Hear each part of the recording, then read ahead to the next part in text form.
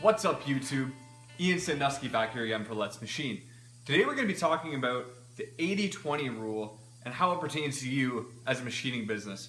80-20 rule is something that, I definitely did not come up with. This is something I learned in one of the books I read or something, but the 80-20 rule states this: 80% of the money you make is likely going to come from 20% of your clients.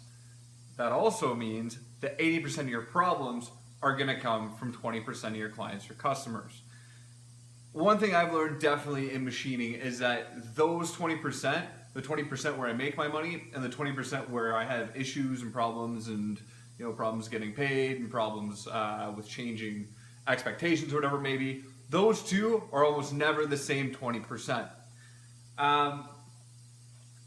As a machinist, as a small business, it's always very tempting to think that everybody who comes through the door is going to be a customer and someone you need to make your customer. I would like to advocate that maybe you should be almost as choosy with picking your customers as your customers are with picking a machine shop.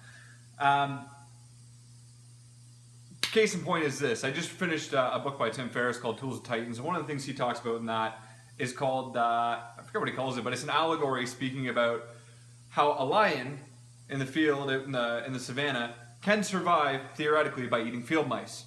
However, spending all the energy and time tracking down field mice, if he eats all these field mice, he's spending more energy trying to catch those field mice and eat them than he is actually getting from eating them. Instead of spending all that time, what he should do is stalk gazelle. He gets one or two gazelles, all of a sudden he's good. That really applies to machining and manufacturing. I can chase down a whole bunch of little jobs and spend all my time, trying to appease my smaller customers. And every customer is important, don't get me wrong. But my smaller customers, only want to do one or two offs once or twice a year. They want things quickly. They want things, they want price reductions every time. I can chase those all day. I can stay extremely busy doing those jobs all the time. The thing is, I don't really want to. At the end of the day, when you crunch the numbers and you see that, I've spent 2 weeks doing all these little jobs and I've only been making $40, $50 an hour, that's not even shop rate. That is an issue with quoting. That's an issue with those customers. You're not going to be able to find a customer all the time that's going to pay you, essentially 100, 200, whatever your shop rate may be consistently.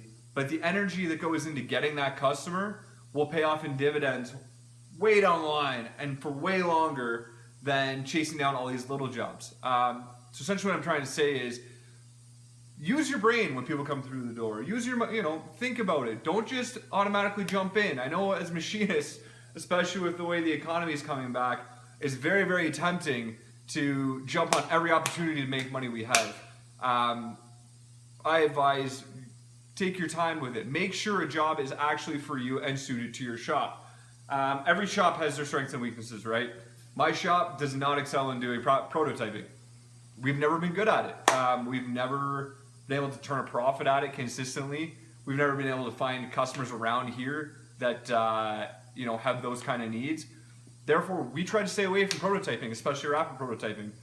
We also find that we don't do very well on plastic jobs. For whatever reason, we've just never been a good plastic shop. I don't know if our suppliers are not that good for the material, combined with the fact that we don't have a ton of experience doing it. I don't know. We're an aluminum shop for the most part. Aluminum, steel, copper, brass, stuff like that. We know those are our strengths. We play to them. We know what kinds of part ranges, 20 to 10,000, we can make money on. In your shop, you need to identify what you guys are good at. Maybe you guys are great at turning, but you don't do so well at milling. You should work on trying to build up your weaknesses to be better, but at the same time, focus on your strengths as well. It's called min-maxing. You want to maximize your strengths, minimize your weaknesses, and minimize your exposure to your weaknesses that way. In conclusion, there's no such things as bad customers, but there are things that you could say that there are customers that are bad for your shop. There are definitely customers out there that you will spend more time, effort, and money on chasing to get their business, maintain their business, and actually doing work for them than you will ever make on them. Take your time. When a customer comes through the door, identify whether, A, they're serious, B, whether they have business that's going to contribute to your business. not every shop's going to be a good fit for every customer, and that's okay. I guarantee you can recommend them another shop. You know, maybe if you're not so good at turning, pair up with a turning shop until you get some business that way. Send them over there, you know, and they can send millwork over to you, whatever it may be. But, you know, do take your time, okay? In conclusion, 80-20 rule, went through that.